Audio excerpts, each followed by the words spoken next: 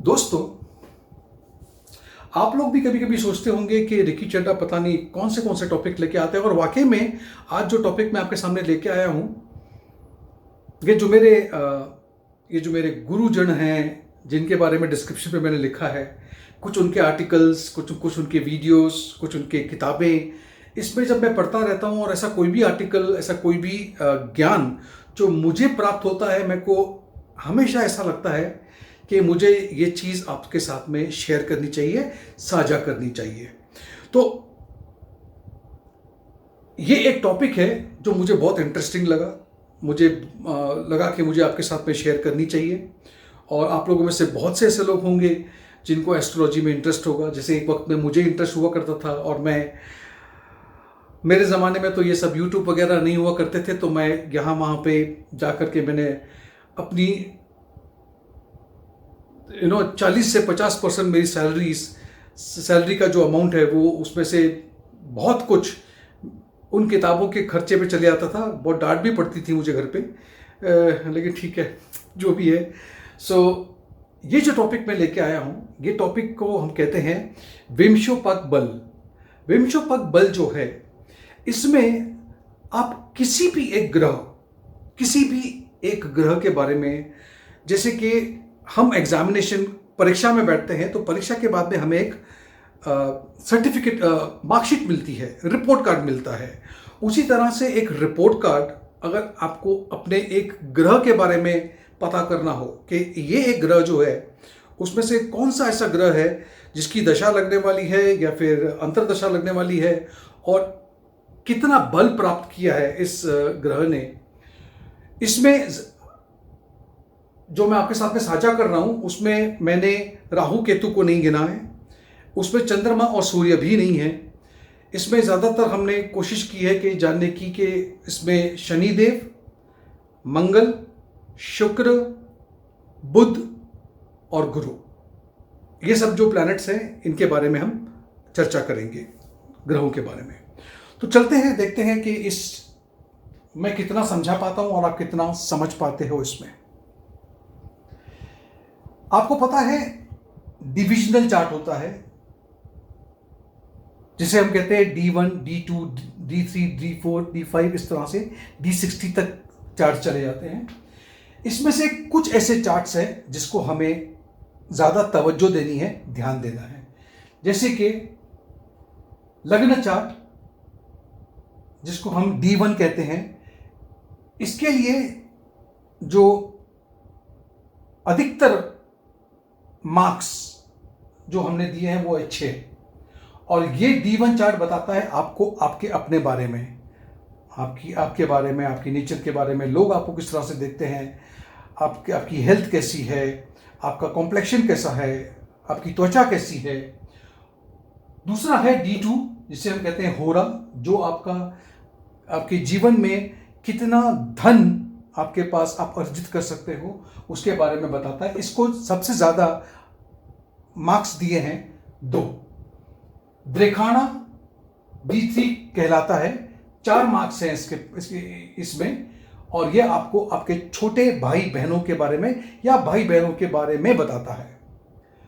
नवमशा जो है, जिसे हम D9 कहते हैं, इसे 5 अंक दिए हैं, और ये आपकी शादी के बारे में बताता है, आपकी गृहस्थी के बारे में बताता है।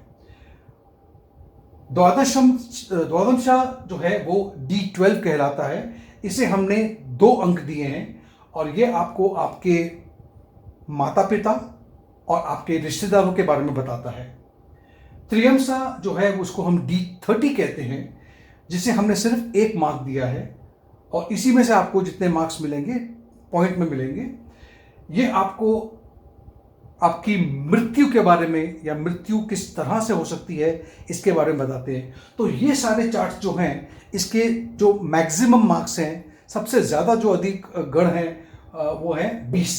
और इसमें से अगर आप 10 अगर आप लेते हो मार्क्स, तो इसे हम अच्छा कहते हैं, इसे हम कह सकते हैं कि आप पास हो गए।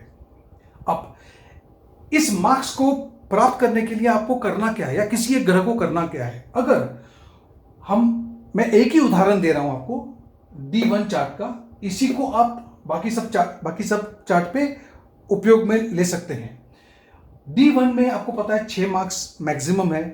अगर कोई ग्रह मूल त्रिकोण होकर बैठा हुआ है तो 100 में से 100 मार्क्स प्राप्त होंगे, मतलब कि पूरे 6 पॉइंट उसको मिल जाएंगे।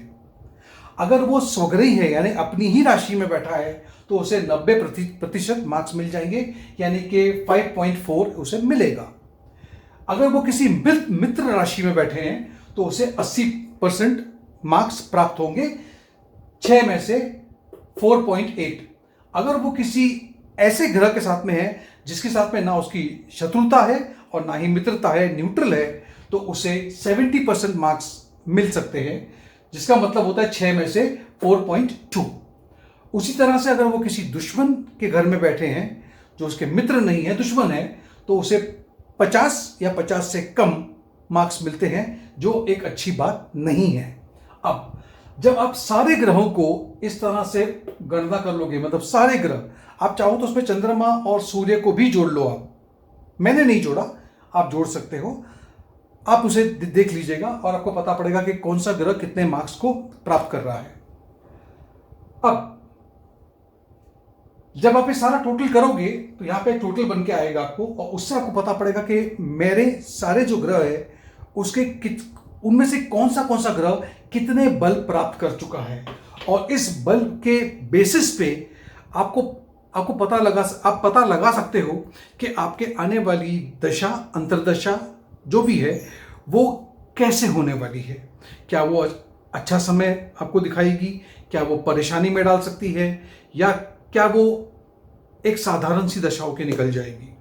तो ये टॉपिक मुझे बड़ा ही इंटरेस्टिंग लगा, और जैसे ही इसको मैंने पढ़ा, इसमें मैंने 1-2 चार्ट को स्टडी किया, और फिर जब मैंने देखा कि हाँ, काफ़ी हद तक ये बात सही सटीक बैठ रही है, तो मैंने सोचा आपके साथ में साझा करूं। बस एक छोटा सा वीडियो बना करके आपके साथ में साझा करने जा रहा हूं, और मैं उम्मीद करता हूं कि आपको ये वीडियो पसंद आया होगा, और आया है तो आपको इस वीडियो को लाइक करना है, शेयर करना है, और बेल आइकन पे क्लिक कीजिए, आपको मेरे सारे वीडियो मिले। कम से कम जो मैं जितनी कोशिश कर रहा हूं वो कम से कम आप तक पहुंचे। तो फ्रेंड्स, आप भी अपने चार्ट को खोलिए। D1, D2, D3 ये डिविजनल चार्ट कहलाते हैं। आप अगर किसी सॉफ्टवेयर अगर आपके पास में है, या आपने कुंडली बना के रखी है, तो कुंडली में आप देखोगे तो उसमें 16 डिविजनल चार्ट आपके पास होंगे। उसमें से इन चार्ट्स को निकाल करके आप जरा देख सकते हैं कि कौन सा ग्रह कहाँ बैठा है। इसमें एक जो चीज़ है मैं आपको एक्सप्लेन करना चाहता हूँ, जिसे हम कहते हैं मूल त्रिकोण किसे किसे कहते हैं। इसके बारे में मैं एक नेक्स्ट वीडियो यही बनाऊंगा कि मूल त्रिकोण साइन जो है हर प्लैनेट का क्या होता है और क्यों उसे सबसे ज़्यादा बल प्राप्त होता है। Thank you so much, take care.